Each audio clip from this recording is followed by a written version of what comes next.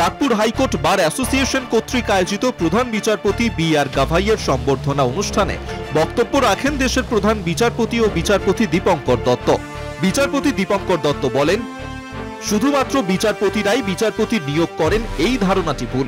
প্রকৃতপক্ষে বাহ্যিক শক্তি রয়েছে যা বিচারপতিদের নিয়োগে বাধা সৃষ্টি করে।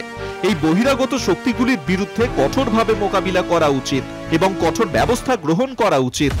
সমাজকে বলতে হবে যে বিচারপতিরা যদি বিচারপতি নিয়োগ করতেন তবে সুপ্রিম কোর্ট কলেজিয়ামের সমস্ত সুপারিশ কার্যকর করা হতো, কিন্তু তা হয় না। 2019 সালে কলকাতা হাইকোর্ট কলেজিয়ামের সদস্য ছিলাম।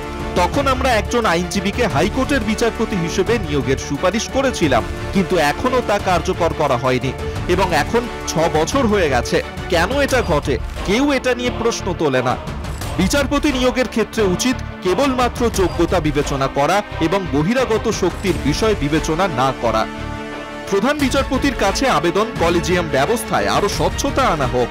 প্রাক্তন প্রধান বিচারপতিরা বিচারপতি এম.এন. চান্দুরকর, বিচারপতি চিত্ততোষ মুখার্জি এবং বিচারপতি পি.ডি. দেশাইয়ের ভূমিকা স্মরণীয়। এরা কেউ 1980-র দশকে সুপ্রিম কোর্টে নির্বাচিত বিচারপতিদের চেয়ে কম ছিলেন না। আমরা কেবল কেশবানন্দ ভারতীর রায়ের ঠিক আগে 1974 সালে একজন বিচারপতি কর্তৃক এই 3 বিচারপতির অপসারণ এবং তারপরে পরবর্তী সুপ্রিম কোর্টের বিচারপতি এইচ.আর. খান্নার অপসারণের কথা উল্লেখ করি। কিন্তু কেন প্রশ্ন তোলা হয় না বিচারপতি চান্দুরকর, বিচারপতি মুখার্জি বা বিচারপতি দেশাই সুপ্রিম কোর্টে যেতে পারেননি কেন? বর্তমানে কলেজিয়ামের আরো স্বচ্ছতা আনার চেষ্টা হচ্ছে, তবে সেক্ষেত্রে যোগ্যতার সাথে কোনো আপোষ করা যাবে না, সেটা অবশ্যই মেনে চলতে হবে।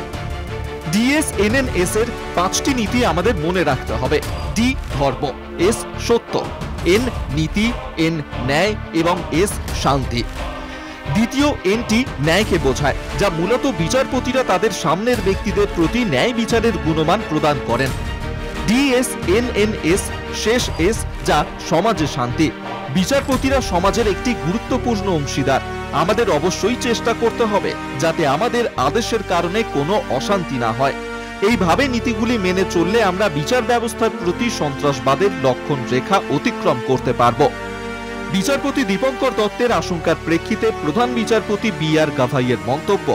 প্রধান বিচারপতি বি.আর. গাভাই বলেন, বম্বে হাইকোর্টের জ্যেষ্ঠতম বিচারপতি অতুল চান্দুরকরের সুপ্রিম কোর্টে সাম্প্রতিক নিয়োগ কলেজিয়াম ব্যবস্থায় স্বচ্ছতার জীবন্ত উদাহরণ। আমরা স্বচ্ছতা অনুসরণ করছি। আমরা জ্যেষ্ঠতা এবং যোগ্যতা বজায় রাখার চেষ্টা করেছি।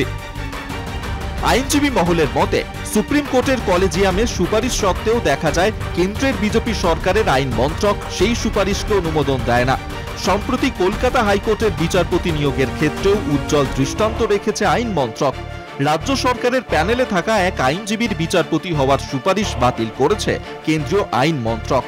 আইনজীবী মহল মনে করছে এই বিষয়টাকেই বহিরাগত শক্তি হিসেবে বর্ণনা করেছেন বিচারপতি দত্ত। কলকাতা টিভি।